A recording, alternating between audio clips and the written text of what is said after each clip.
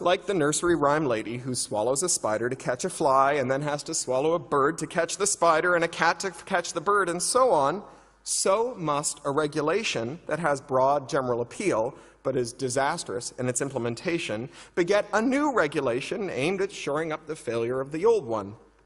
I think the ineffectiveness of the remedy is actually even worse for us, right? Because this is like the 5-year plan that produces no wheat, that yields an even more drastic 5-year plan that also produces no corn, right? I mean, this will make them angrier and cause them to expand the scope of the regulation. The beatings will continue until morale improves, as the T-shirt goes, right? So that's actually my worry. I think if they saw some success, they might actually back off. The fact that this will be a dismal failure over and over and over again, the fact that terrorists will continue to communicate terrorist messages and child pornographers will continue to communicate child pornographic messages and so on, will just make them try harder at ineffective remedies.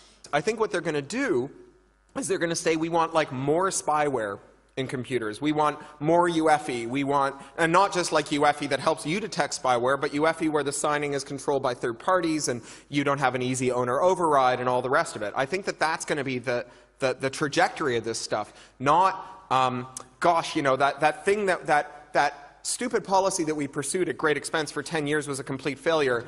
We should admit it and move on. I think that the answer is going to be, oh my God, look at what idiots we look like. We can't possibly admit defeat. See the war on drugs.